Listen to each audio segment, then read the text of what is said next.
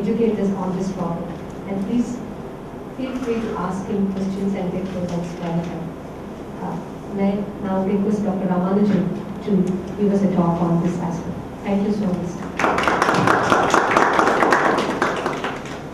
Dear friends, my original intention was to give a talk on multilingualism.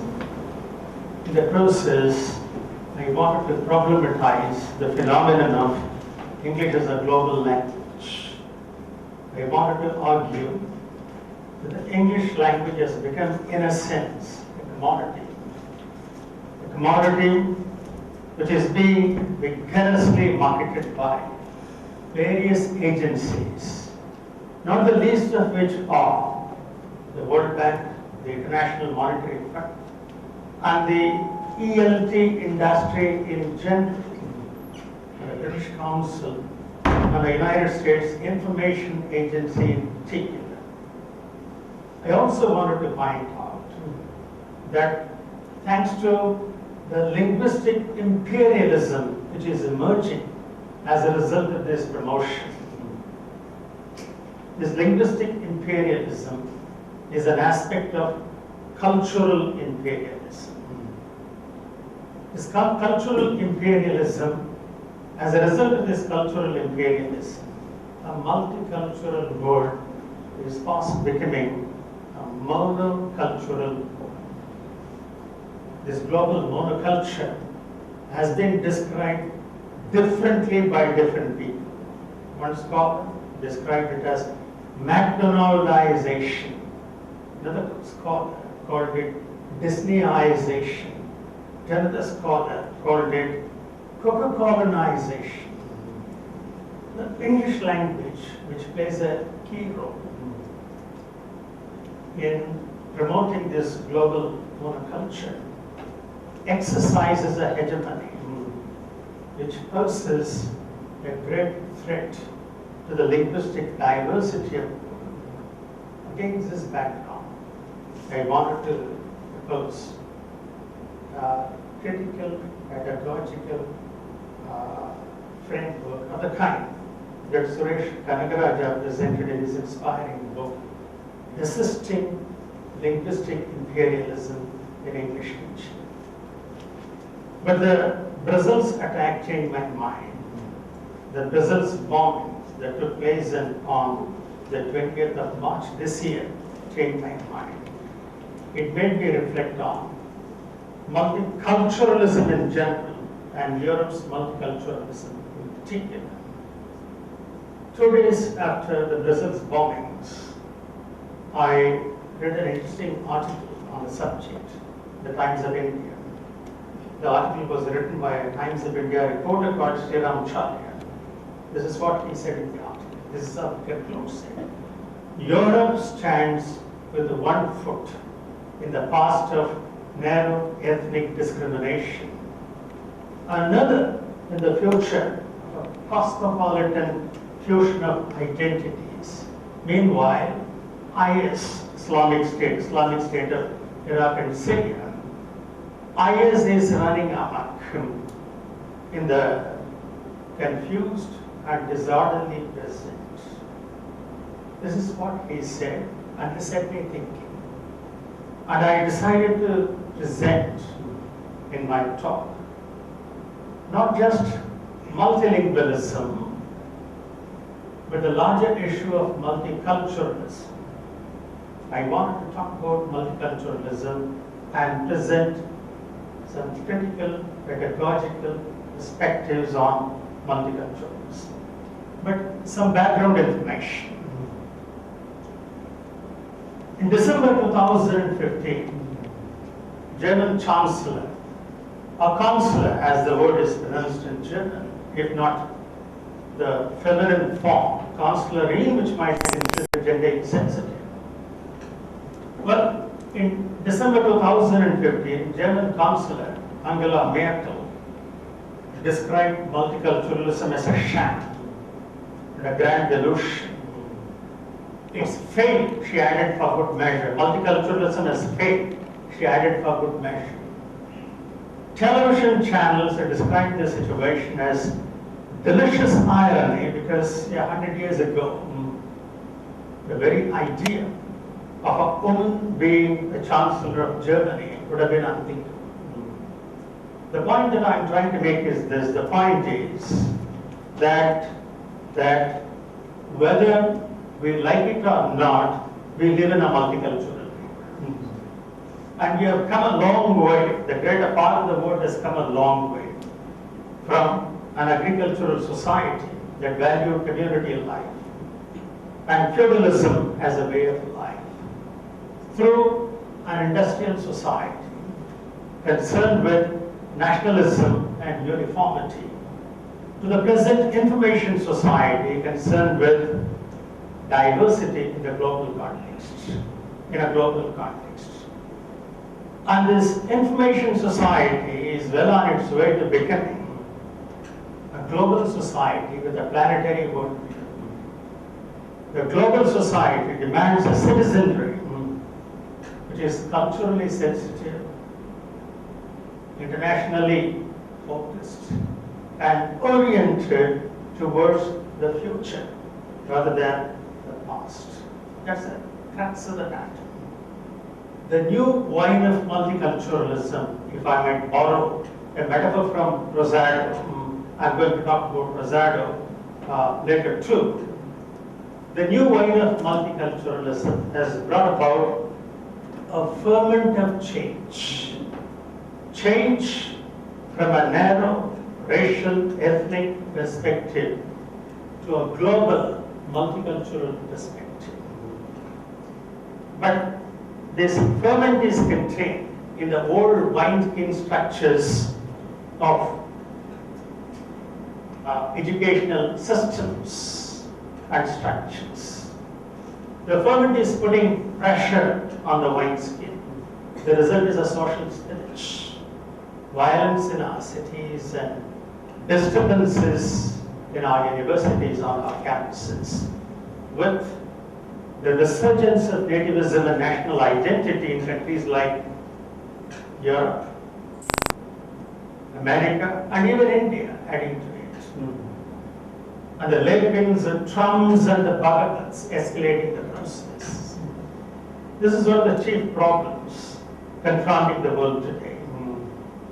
The ferment, racial ethnic ferment of multiculturalism being in conflict with the old wineskin of intolerance, racial discrimination, and cultural insensitivity. In other words, the global age demands new methods and new structures because the old structures are unable to contain the new ferment. The idea of old structures, old methods, making an attempt to contain the new ferment is tellingly captured in this cartoon, in which a bigot tells a member of a minority group, look, we are a very different society, but if you don't behave like us, you can go back to where you came from. The idea has been tellingly captured here. Before we proceed further, let's be clear about the different dimensions of multiculturalism. I'm going to give you Rosado's definition of multiculturalism, which includes these different dimensions. It says, multiculturalism is a system of beliefs and behaviors that recognizes and respects the presence of all diverse groups in an organization or society, acknowledges and values their socio-cultural differences, and encourages and enables their continued contribution within an inclusive cultural context which empowers all within the organization or society. I have highlighted some of the phrases in the definition, and those phrases are key phrases, are action phrases in the definition. These action phrases provide substance to the definition. recognizes and respects, acknowledges and values, and encourages and enables. Let's look at each action phrase in detail. First, recognizes and respects. Multiculturalism calls for recognizing and respecting diverse groups in a community, organization, and so on. Recognizing diverse groups, it does indeed take place in all communities. But recognizing is not the same as respecting. For instance, women have been recognized in almost all communities. The presence of women has been recognized in all communities. Their contribution has also been recognized, but their contribution has not been respected. Recognition without respect is of little value. Secondly, the second key phrase, acknowledges and values. Multiculturalism demands acknowledging and valuing the contributions of diverse groups themselves and the contributions of diverse groups. Cultural expressions which differ from those of the dominant community, the majority community, do get recognized in all communities. If those cultural expressions have a commercial market, for instance, Rosado points out that Native American music, Native Indian dance forms, and also Mexican cuisine, they are recognized, they are valued. Why? There is a commercial market for them. The people who feature in these advertisements are all colored people. And they are projected in a positive way, even in a complimentary way, because there is a commercial market. On all other occasions, the entertainment media stereotypes them and caricatures them. This doesn't mean multiculturalism. Multiculturalism means valuing what people offer, irrespective of whether it agrees with the cultural expressions of the majority community, the dominant community. Thirdly, encourages and enables. Multiculturalism demands not only acknowledging and respecting, recognizing and respecting, acknowledging and values, but also encouraging and enabling contributions from minorities. Women and minority groups get discouraged in most communities. In the West in particular, people belonging to minority groups often face discouragement because what they bring to the table for discussion is not considered to be of importance.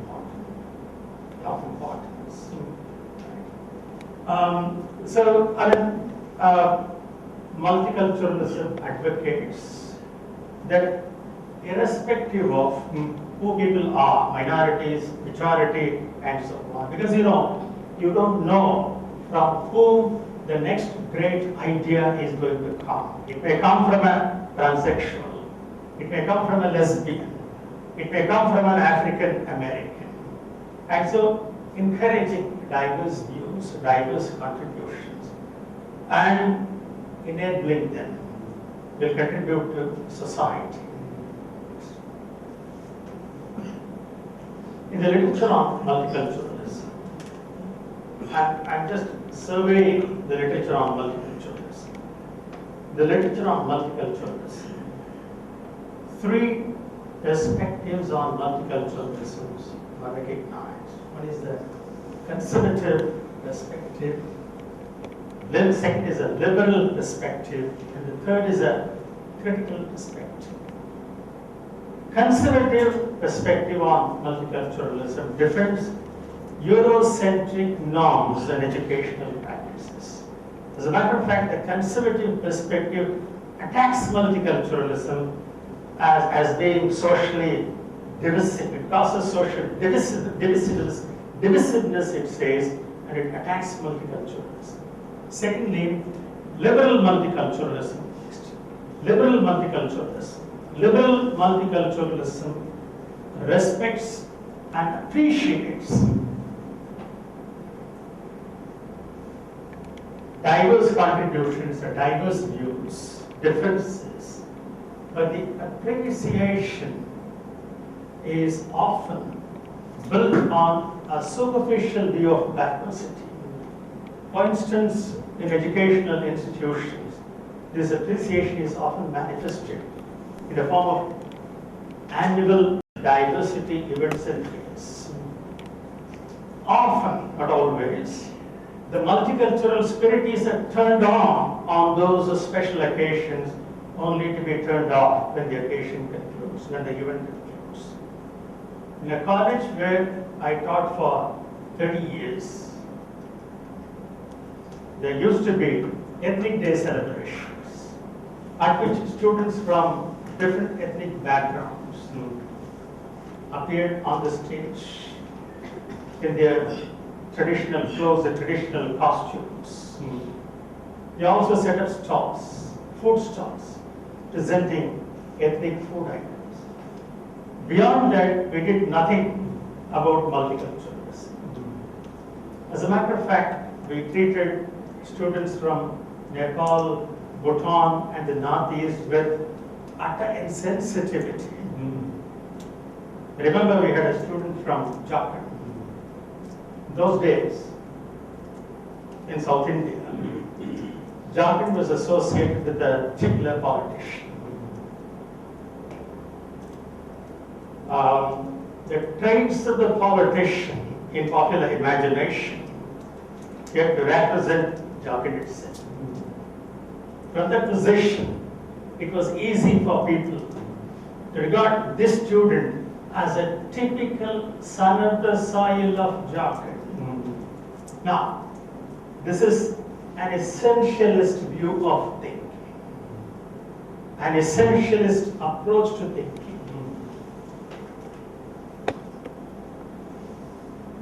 Kubota says, Kubota is a specialist in the area of multiculturalism. She teaches in the University of North Carolina, Capitol Hill in the USA. She's a theorist. Kubota says that according to the essentialist view of culture, culture is coincidental, or cultures are coincidental with countries, regions, and continents. What does it mean? What it means is, as you travel from one country to another, one region to another, you can see cultures. You can visit cultures. You can experience cultures, and so on. Cultures have mutually exclusive types of behavior. So much so that people from Indian culture are essentially different from people from Chinese culture. This is the essentialist idea of culture.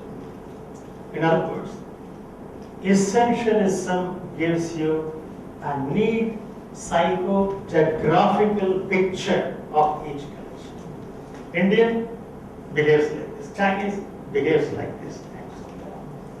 Common variations on a geographical theme or language, ethnicities, political philosophies, religion, and so on.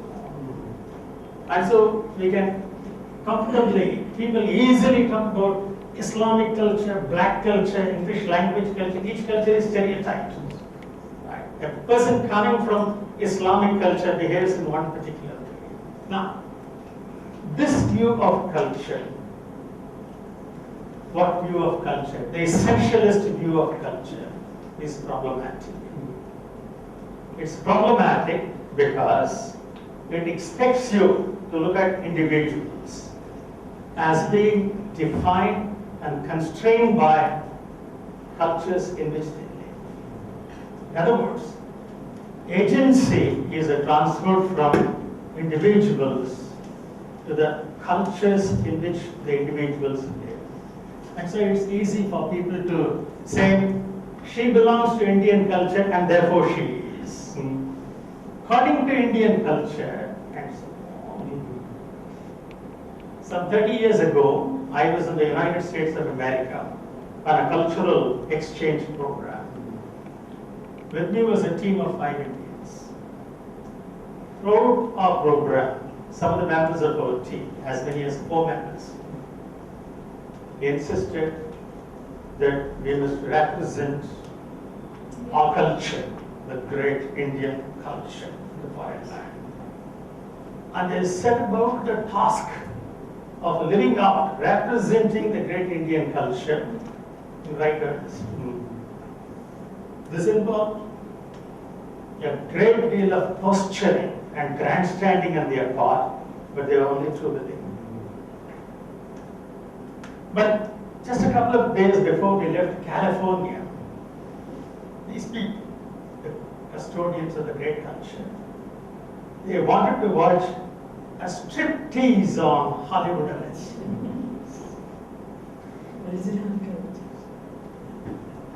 Perhaps the lofty strain they had adopted with great difficulty for several weeks as custodians and representatives of a great culture, the great Indian culture, had started telling on their poor nerves. The self-stereotyping wore off, and they stood as stripped-down versions of their own particular culture. It was an amusing spectacle for me. So was it for our host, American host also, who were amused to see the great Indian culture swinging from one extreme to another extreme. All the same, they were too obliging. They took their Indian friends to a striptease club on Hollywood Avenue. But not before they rushed to some essentialist conclusions about Indian cultures. This is Indian culture. They say one thing, do something else, and so on. That happened. This happened 30 years ago when I came back to India. I wrote a story about it in Tamil, my mother tongue, which was published in a Tamil literary magazine called Kanayari. But we are talking about essentialism, right? The essentialist view of culture and cultural stereotyping, which operates in culturalism or essentialism. Adrian Holiday, in his book, have I mentioned the book here? No. Adrian Holiday, in his book, The Struggle to Teach English as an International Language Available in our library. He says that the transition from an essentialist view of culture to chauvinistic stereotyping inherent in culturalism is an easy transition. As a result, it's very easy for people to say, well, in Middle Eastern culture, there is no such thing as individualized critical thinking. Now, individualized critical thinking may exist in Middle Eastern culture. Not all people are incapable of individualized critical thinking, but an essentialist view enables one to rush to this kind of conclusion point of view. Similarly, it's possible for people to say, in Indian culture, the wife is a silent, self-sacrificing pativrata. Now, how valid is this view? Right? But this is a essentialism rushes to conclusion. We attribute typical things to Tamilians and Telugus and so on. So much about liberal multiculturalism, but I'll return to it later in the second part of my talk. Thirdly, the critical perspective. We are talking about the 3 perspectives that are available in the literature on multiculturalism. The conservative perspective, the liberal perspective, and now we are talking about critical perspective. Critical multiculturalism, the critical perspective on multiculturalism, doesn't believe a priori that all people are equal. Neither does it blindly celebrate differences, because its purpose is social transformation. It seeks justice for all, social justice and equality for all, perhaps in a different context, on a different occasion. I can talk about critical pedagogy. I can talk about Paulo Freire and his book, The Pedagogy of the Oppressed, and so on.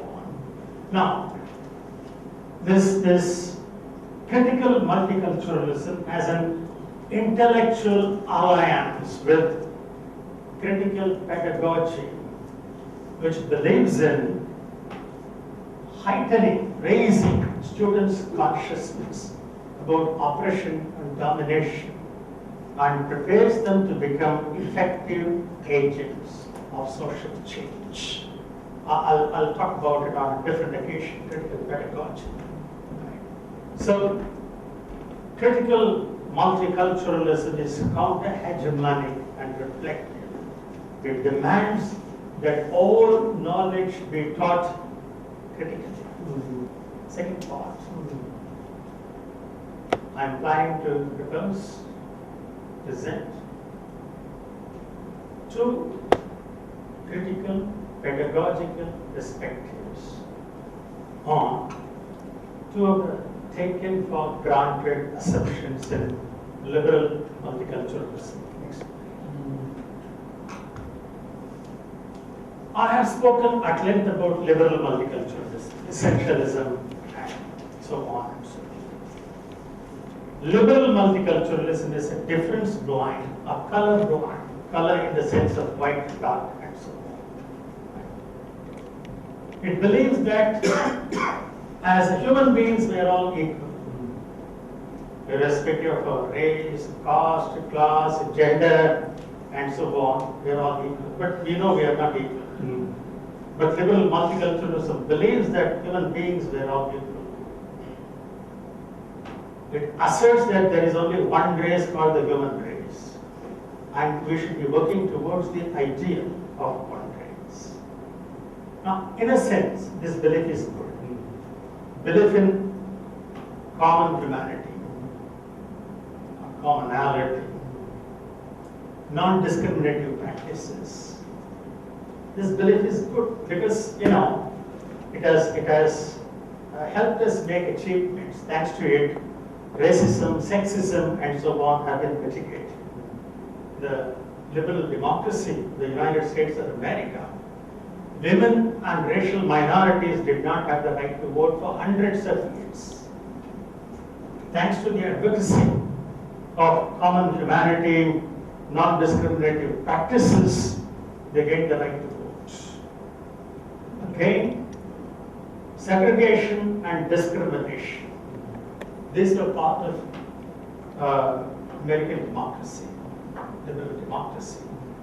Thanks to the civil rights movement, they were done with.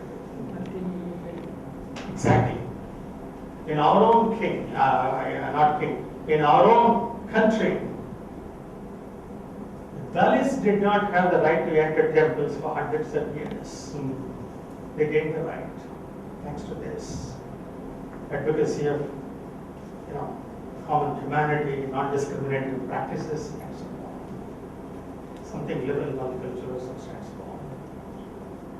And also, this is recent history. Women have gained the right to enter the sanctum of some temples, which they did not have. Now, I would like to take you slightly back to my definition of multiculturalism, the definition I gave at the beginning of this talk, not my definition, Rosado's definition. He said, multiculturalism is a system of beliefs and behaviors that recognizes and respects diversity, different groups, and encourages and enables their contribution. This is what we said. In the light of this definition, look at the gains, the achievements that these groups have made. Groups like racial minorities, women, Dalits and so on have made the rights they have gained. The gain seems to be not so much a gain of respect as a gain of recognition. Why? Its value is, value exists only at the legal level. Even at the legal level, they can't exercise this right because this right is often denied in actual practice. It's often contested in actual practice. Power and privilege still rest with white people, the so-called superior caste, and also men. And attitudes still remain the same in the vast majority of cases. There are exceptions, of course. I'll give two examples from some of our contemporary cultural practices. In Maharashtra, women were not allowed to enter the Shani, what temple? Shani Shignapur temple in Maharashtra. Some women activists went to court against this. They can enter the temple but not the sanctum of the temple. So women activists went to court against it, and the Bombay High Court in its order said the right to enter temples is a fundamental right of women. So it's a great victory for women, but the victory exists only on paper. Even now, women are not allowed to enter the sanctum of the Shani Shignapur temple. On Marathi New Year Day, Guru Padwa or something.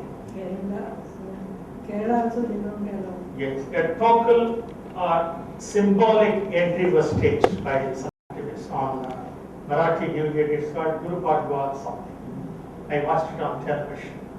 But the situation now is women are not allowed to enter the sanctum of the temple.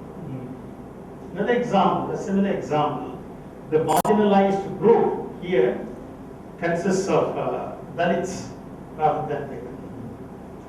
There is a Bashveshwara temple in Hassan district in Karnataka.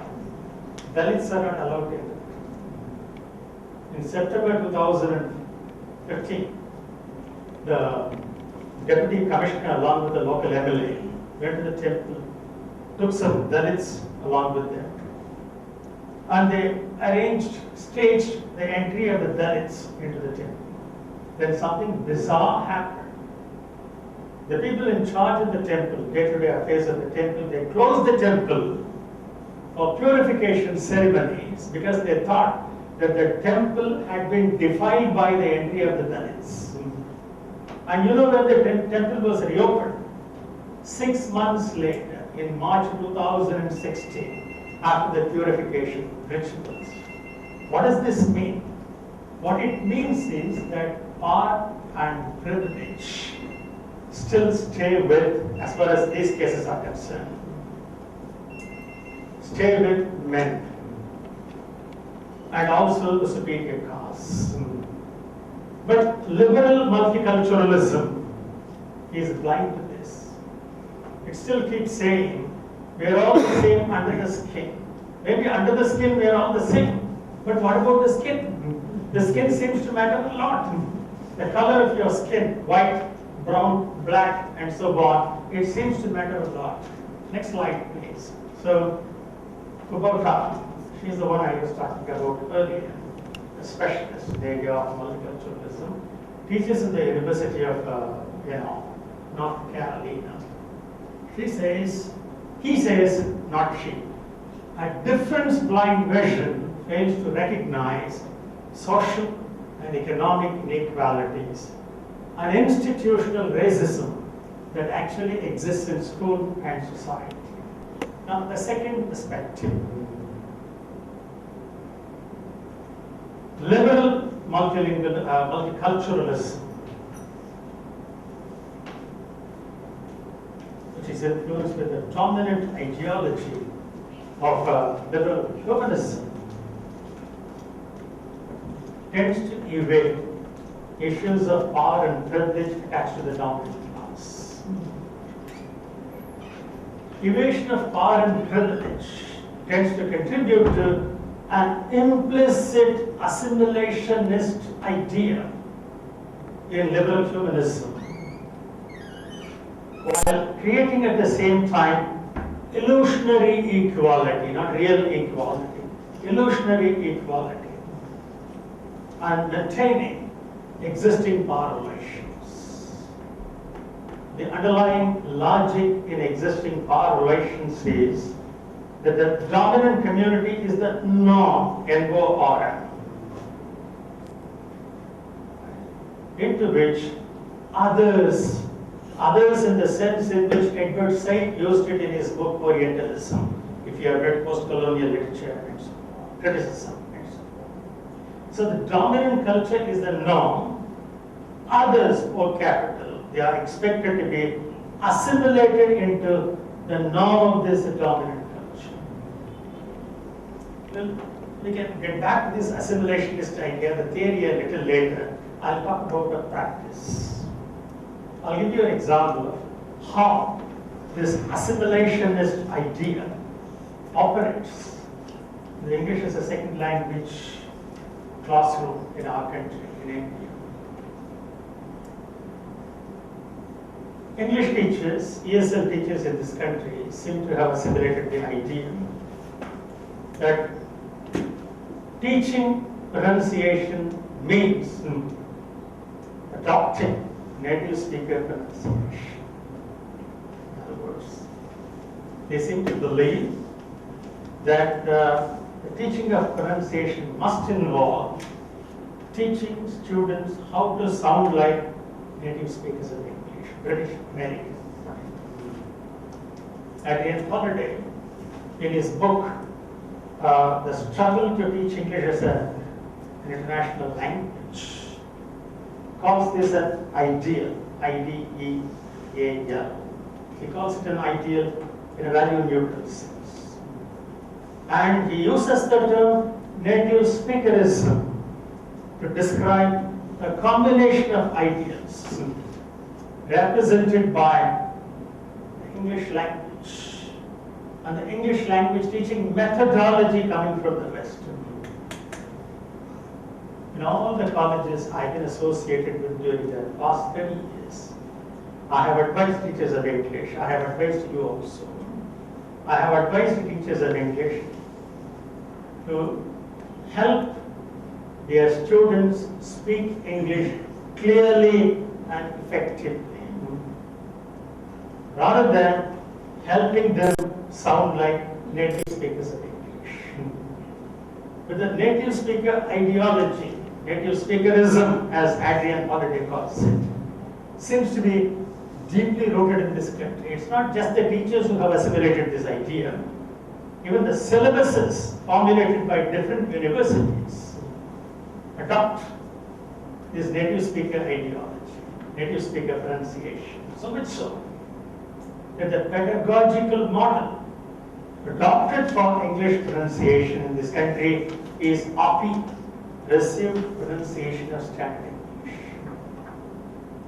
Now, one of the amusing aspects of this futile exercise of attempting to promote the ideology of native speakerism on the part of English teachers in countries like India is that the teacher's English is far from being native-like. When our teacher, English teacher in India, tries to sound like native speaker,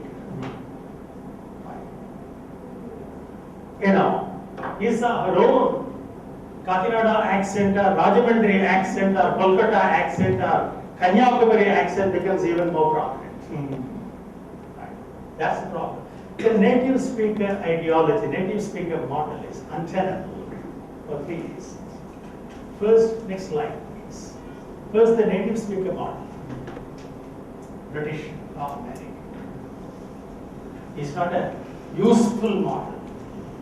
It's not a useful model in the light of the socio-linguistic reality that in the global context, interaction in English takes place, the bulk of the interaction in English takes place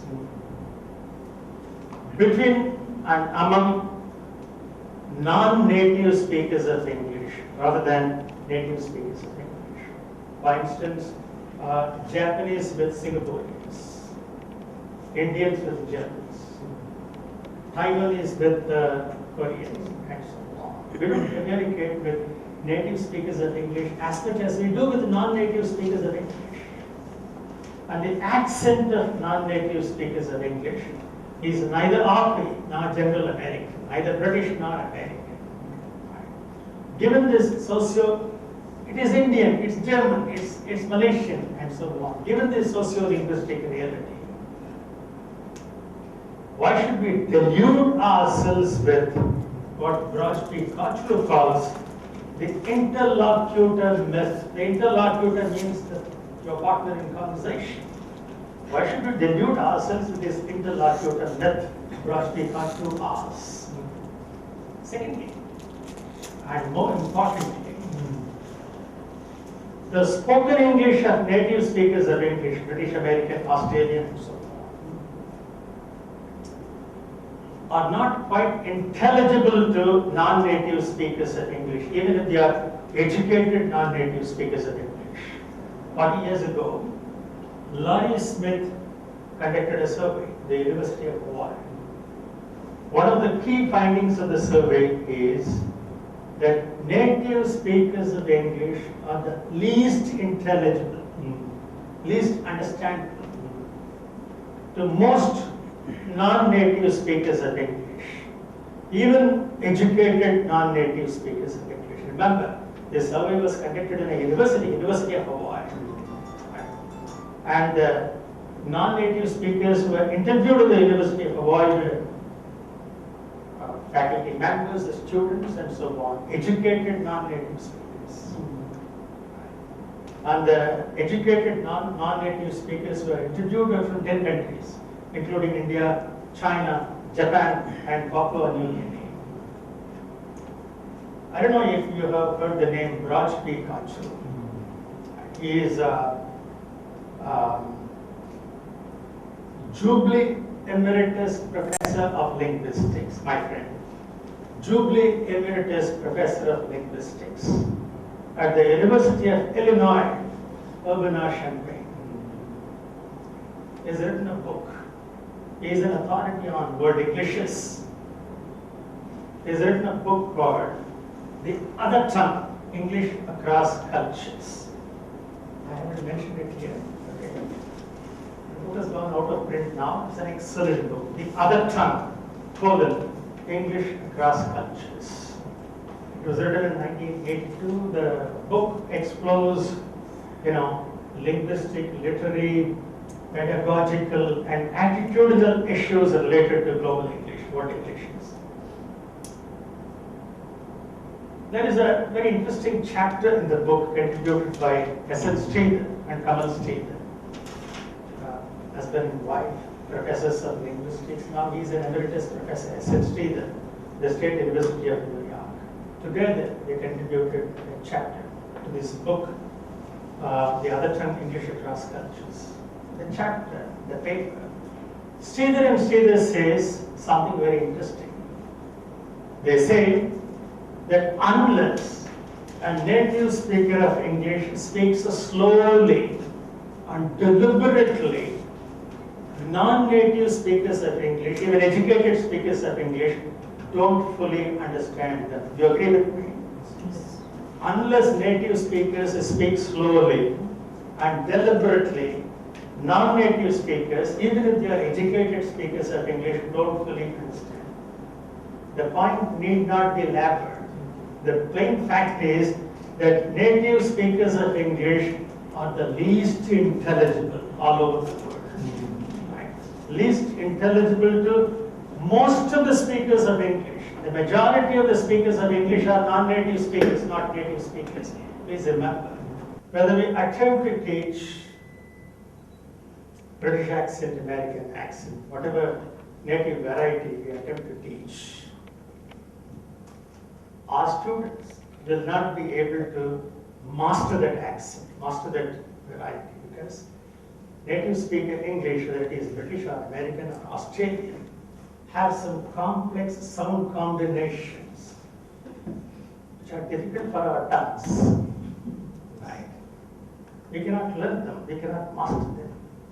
So, native speaker pronunciation is not only unintelligible but inaccessible to non-native speakers of English. Right?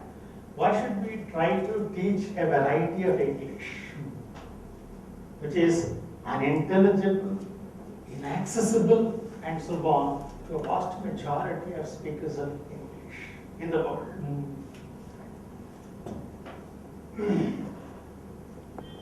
Whatever variety we try to teach in the classroom, the variety, British accent, American accent, so on, the accent that actually gets realized in the classroom is the teacher's accent. And the teacher's accent is neither British nor American. It is indigenous accent.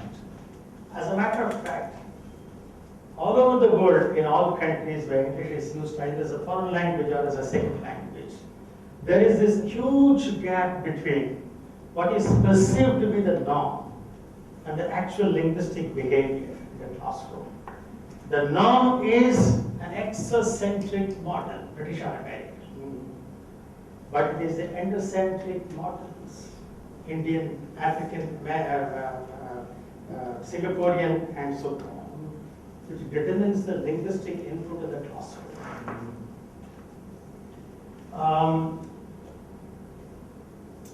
Given this socio-linguistic reality, it's perhaps not fair to use the singular noun English to describe this phenomenon. Probably we must pluralize the noun Englishes. As a matter of fact, long ago, Kochru and Crystal started pluralizing the name. They started saying World Englishes. It's the World Englishes that are spoken across the world. You hear them at the check-in desks of international hotels. You hear them in the lounges of some of the busiest airports in the world. You hear them at multinational business and conferences. And you hear them at various other places and on various other occasions, such as the Olympics, international business meetings, international, multinational academic conferences, and so on. Given this pluralism, English is not spoken in a particular way. Given this pluralism, a monomodal approach to English, the pronunciation of English, based on British or American, will not help. Only a polymodal approach will help. As a matter of fact, only a polymodal approach can help even native speakers of English. Even Queen Elizabeth and David Cameron cannot afford to have an attitude of linguistic schizophrenia with regard to English pronunciation. When our former Prime Minister, Dr. Manmohan Singh, said Dean, Good Queen Betsy and Milkwhite Brown or Cameron would have understood it as recession. Quite a lot of Punjabis, when they say Dean, they mean recession. And Queen Elizabeth must understand it that way. Cameron must understand it that way. So, native speakers will have to bite their tongues and listen to and understand the Modis and Singhs and Mukherjees and Musharrafs and Hasinas and who is our external affairs minister? Swaraj. Hasinas and Swaraj of the developing world, because these people matter. Native speakers can ignore them only at the peril.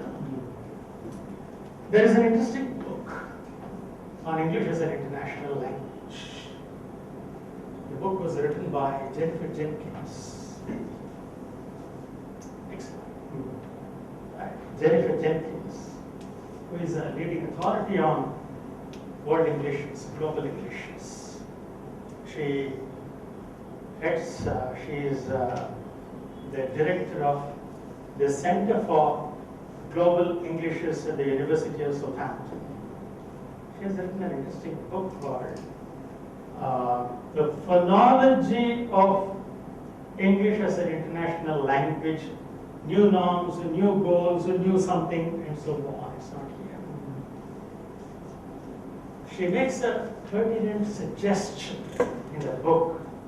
The suggestion is that English should be taught as an international language rather than as a language belonging to a particular culture coming from the English-speaking West.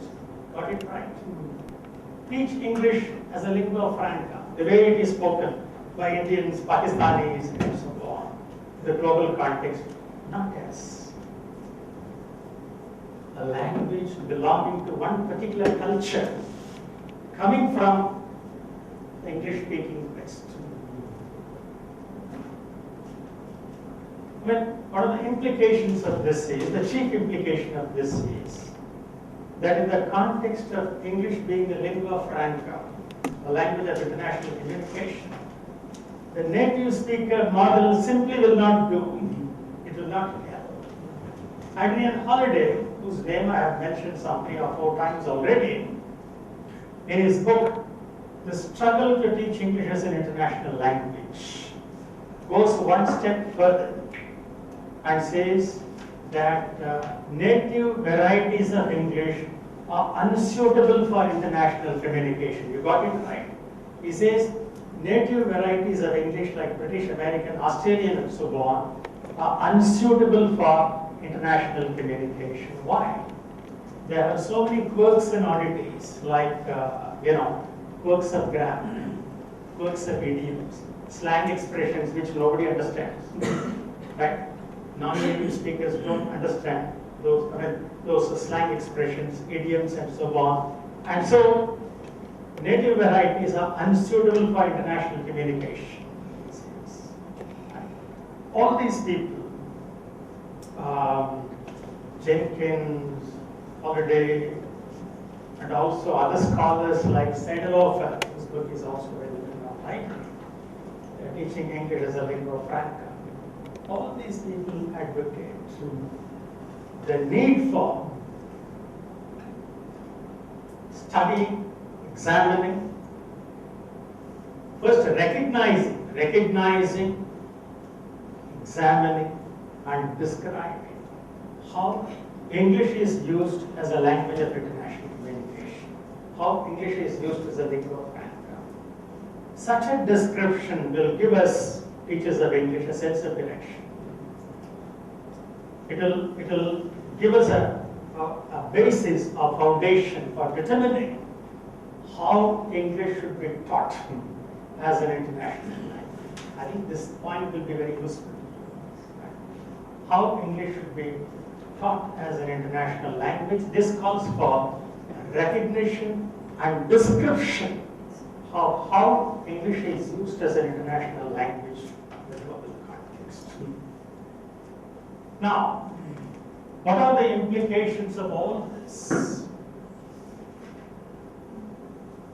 Next slide. What are the implications of all this? The teaching of English as a second or foreign language. While discussing the issues, I suggested some implications. I'll make just 2 more points. We, English teachers, foreign language teachers, use a grand wide foreign language teachers. It's believed that we foreign language teachers are culturally sensitive. It's taken for granted. Our belief in multiculturalism is also taken for granted. But the problem is that we people, whether we are aware of it or not, in our classroom, we tend to treat multiculturalism as a token, symbol, without much substance. Multiculturalism involves complex issues. And in my talk, I have tried to interrogate, explore some of the complex issues. Second language teachers should be aware of those complex issues. Otherwise, their teaching will not go beyond, color blindness, essentialism, romanticization of racial groups, right?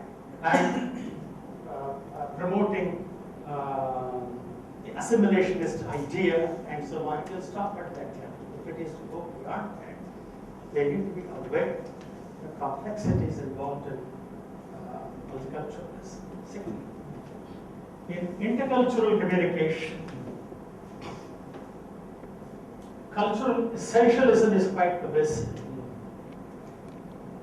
Intercultural communication takes it for granted that there are differences between cultures, and it explores ways of bridging the differences, linguistic differences. But in the process, what it does is, it tends to regard cultures as homogeneous, stable. I told you earlier that according to essentialism, Kubota's description of how essentialism operates, you can visit cultures while traveling, that kind of thing. So cultures are treated as homogeneous and stable like objects in a museum, right? With each culture having a unique communication style, which is not the case. Now, this belief or this assumption tends to draw a rigid dichotomy between the culture of the center and the culture of the periphery, which, as you know, is a colonial legacy, colonial idea. Edward Said talked about it in his book, Orientalism. Right? As a result, what happens is strong images of the self and strong images of the other are produced, confirmed, strengthened, and reinforced. Second language teachers must guard against this tendency. With this I conclude